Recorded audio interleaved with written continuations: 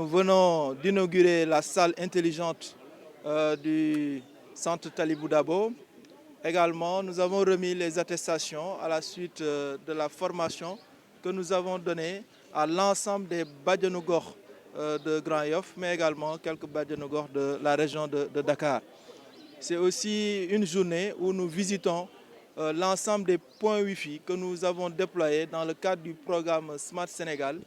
Ici, nous sommes au CM Grand Yoff et nous allons parcourir toute la commune pour vraiment voir l'effectivité du Wi-Fi pour les populations dans l'ensemble des places publiques de Grand Yoff. Il s'agit de là où nous sommes, de l'hôpital Idrissa Pouye, de la zone de captage, de la Cypress 2, HM Grand Yoff, SCAT Urbam. Vraiment, l'ensemble des quartiers vont bénéficier désormais d'un Wi-Fi public pour les populations.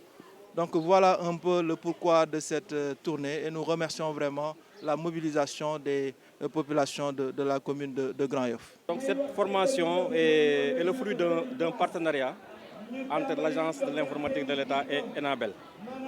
Donc ce partenariat-là s'appuie sur la formation, renforcement de capacité des Badianougor. Parce que comme vous le savez, les Badianougor, c'est des acteurs importants de la santé. Elles apportent beaucoup de soutien, n'est-ce pas, à la population du Sénégal.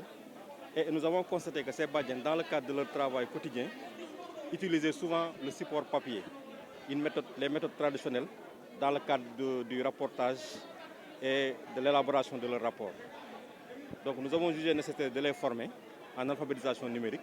Cela veut dire que renforcer les capacités pour qu'ils puissent utiliser l'ordinateur, l'Internet, le traitement de texte, utiliser également les réseaux sociaux dans le cadre de leur travail quotidien. Donc ces outils leur permettent de mieux aborder peut-être leurs tâches, leurs activités quotidiennes sur le terrain. Donc nous avons eu à faire ces formations-là au niveau de Dakar, où nous avons formé 100 Badians pour une première cohorte et une deuxième cohorte également de 100. L'objectif, c'est d'arriver à former 200 Badianougor au niveau de Dakar. Donc parallèlement à ces formations au niveau de Dakar, il y a 400 Badians qui vont être formés dans les régions du centre, cela veut dire les régions du Sine Saloum, cela veut dire Kaolack, Fatick et Kaffrine. Aujourd'hui maintenant, nous sommes là pour procéder à la remise des attestations de fin de formation. Parce qu'il faut le rappeler, les formations ont débuté au mois de mai.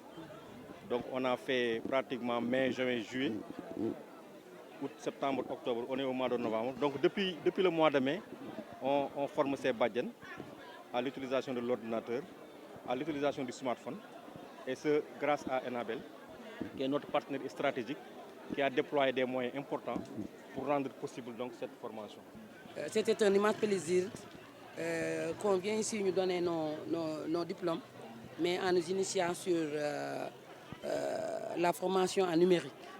Parce que quand on est Badien et qu'on n'a pas les moyens et puis on n'a pas le domaine intellectuel qu'on a, parce qu'il y a ces Badiens qui ont eu des bacs, il y a des Badiens qui n'ont jamais rien eu.